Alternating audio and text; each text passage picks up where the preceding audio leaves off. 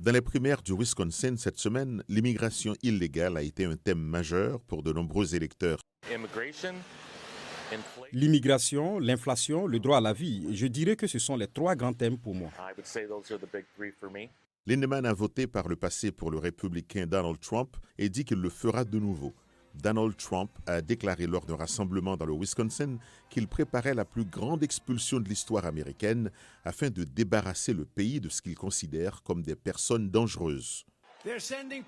Ils envoient des prisonniers, des meurtriers, des trafiquants de drogue, des malades mentaux, des terroristes. Ce qu'il y a de pire dans tous les pays entre dans notre pays maintenant. Ils viennent du Congo, du Yémen, de la Somalie, de la Syrie, du monde entier. Ils viennent, ils changent le pays, ils menacent le pays, ils détruisent le pays, ils détruisent notre pays. Un récent sondage Harvard Caps Harris indique que l'immigration est le principal sujet de préoccupation des électeurs américains, plus d'un tiers des personnes interrogées le plaçant au-dessus de l'économie, de la criminalité et des soins de santé. Quant au président Joe Biden, il affirme que les immigrants contribuent à l'économie américaine et qu'ils ne sont pas les animaux dangereux dont parle son adversaire.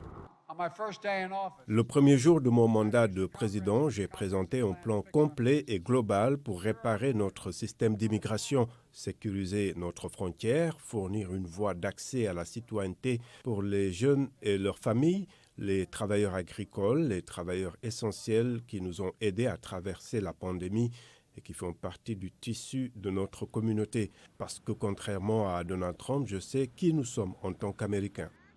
Les partisans de Trump se souviennent de sa promesse de 2016 de construire un mur à la frontière mexicaine. Il affirme qu'il terminera le travail s'il est réélu.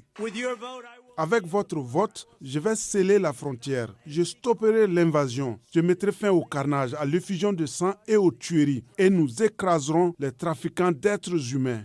La semaine dernière, une cour d'appel américaine a empêché le Texas de mettre en œuvre une loi qui criminaliserait l'entrée non autorisée dans l'État et permettrait aux juges du Texas d'ordonner l'expulsion des personnes arrêtées. Biden a déclaré aux maires américains qu'il existe un plan bipartisan au Congrès pour améliorer la sécurité aux frontières, avec plus de juges de l'immigration et d'agents pour traiter les demandes d'asile, ainsi que des technologies de pointe pour la détection de la drogue.